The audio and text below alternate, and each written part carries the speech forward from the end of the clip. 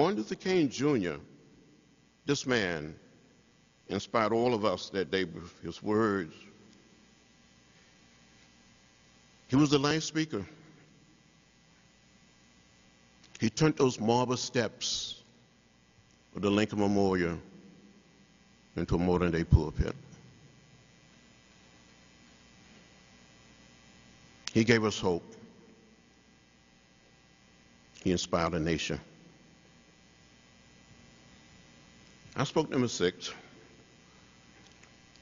In my brief speech, I said something like, we march today for jobs and freedom, but we have nothing to be proud of, for hundreds and thousands of our brothers and sisters are not here, for they're receiving starvation wages or no wages at all.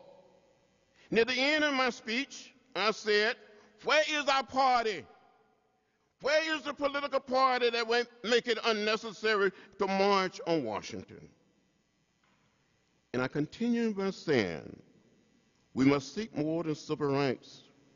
We must work for the community of love, peace, and true brotherhood.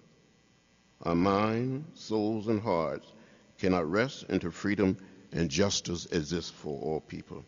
So I said to you 50 years later, we've come a distance since that day, but many of the issues that gave rise to that march are still pressing needs in our society today. Violence, poverty, hunger, long-term unemployment, homelessness, voting rights, and the need to protect human dignity.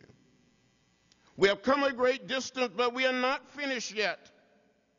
For our struggle is not a struggle that lasts for one day, 1 week, 1 month, or 1 year. It is a struggle of a lifetime to build a beloved community or to redeem the soul of America. We still need to find a way to humanize our political institutions, our businesses, and our system of education. 50 years later, those of us who are committed to the cause of justice need to pace ourselves, because our struggle is an ongoing struggle. There will be progress, but there will also be setbacks.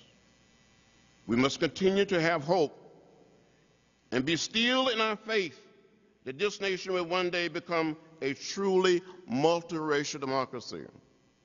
But until that day, we must continue to work. We must not give up or give in, but keep the faith. And when we see people hurting and suffering, we must be ready to take action. Cast our votes and move our feet. We must have a sense of urgency to use the power granted us to help end human suffering. When the March on Washington, what the March on Washington is saying to us today is that we are at our best as a people, as a Congress, when we understand our differences do not divide us.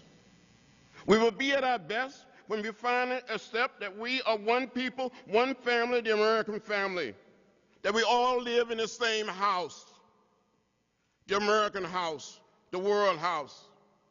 It is saying that no one is worthless, that everyone can make a contribution.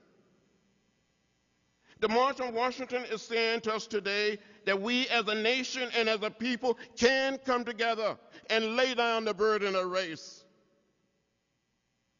that we can unite for the common good. We can believe again that the divine spark within us all to use the authority granted us to accomplish great things for all Americans and not just for some. After the march was over,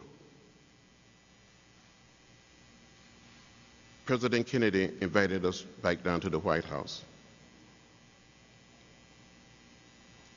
The president stood in the door of the Oval Office and greeted each one of us. He was beaming like a proud father. He was smiling. He was so glad that everything had gone so well. He shook the hands of the 10 of us. And he said, you did a good job. You did a good job. And when he got to Dr. King, he said, and you had a dream. We all can dream. 50 years later. So let's continue the work that has already begun to build a beloved community, a nation and a world community at peace with itself, that valued the dignity and worth of every citizen and every human being. That is the calling. That is the message of the March on Washington. Thank you.